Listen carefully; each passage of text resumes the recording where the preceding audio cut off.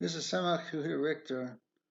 I want to follow up on the two videos which I posted, which were a tribute to Winnie Gurari and her son, who lived very close to the Mayo Clinic and provided the hizuk, the help that the Chabad shliachs there needed, especially during the high holidays services, according to what I read.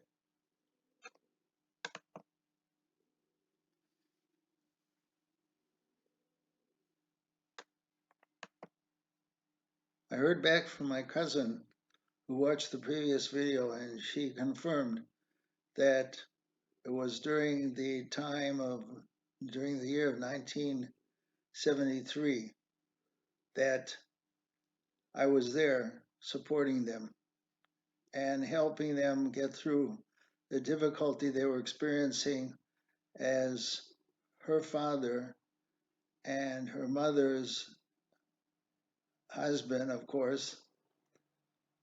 We knew him as Uncle Buddy. He himself was suffering from a similar tragic disease that took Winnie's son's life. I don't know if the disease was exactly the same, but it affected the same part of the body. 1973 for me was very special because I had just completed my basic training and my MOS, my military occupational specialty in the East Coast.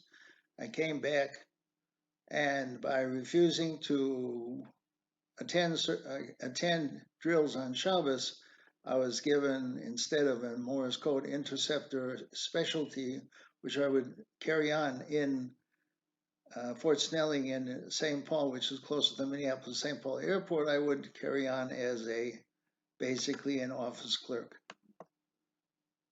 That did not bother me because the main thing was I was not going to be working on Shabbos, attending drills on Shabbos, which is what the previous the commander of my military unit demanded of me. So one would think that that's a big waste of time. I went for a certain military experience. I wanted to become a military intelligence specialist, and in this case, I was given the opportunity to work as a Morse code interceptor, and all of this went down the drain basically when my unit commander refused to allow me to take off on Shabbos when I came back and had to do mandatory drills every single month. But part of that experience when I was there was I was able to visit 770 in the Rabbi. I was able to spend time on Shabbos at 770, not exactly 770. I was given a place to sleep over Shabbos. And on top of that, I spent Shabbos off the military base with some very special families that allowed me to stay there and gave me a lot of hizuk and training as to what a Jew really does on Shabbos and how he spends his weekends. So instead of watching TV, instead of doing things that were meaningless, I was able to get the idea that the Torah was really alive, not only from what I experienced at Winnie Gurari's house when I went to Yeshiva with them, but also on the military base itself. Not the base itself, but off the base and in homes of very special people who agreed to house me when I was in basic and advanced military training. Therefore, that experience led me to come back to Minneapolis. I started working in the Minnesota State Auditor's Office, and I decided I wanted to get a little more experience as to what I had to do, not only on Shabbos, but during the week. And I'm holding a picture of Rabbi Levin, who I made very good friends with when I was living with my parents shortly after I came back and was working at the state auditor. So I'm just once again holding up the Code of Jewish Law and that was Rabbi Levin that recommended that I buy this book because I will now be able to understand on an ongoing basis daily life of a Jew as required by the Torah.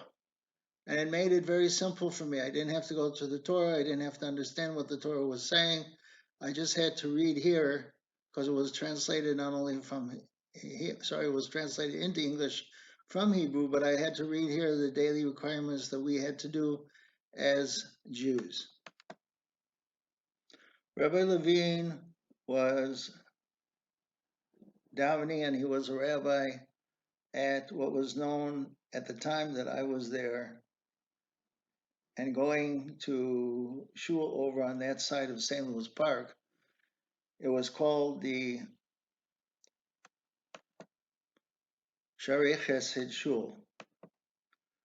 What's interesting about this is that it says in an article in Minopedia, I'll show it to you here.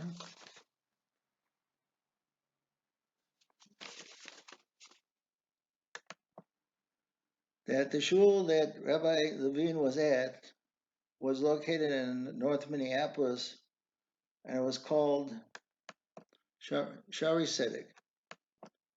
But in 1969, they sold the building, and the shul then came to its new home in St. Louis Park. It just so happened that shul was built not very far from where we were living. And in 1973, it took on a new name that was shortened because it had merged with another shul, and the name was given as Shari Chesed.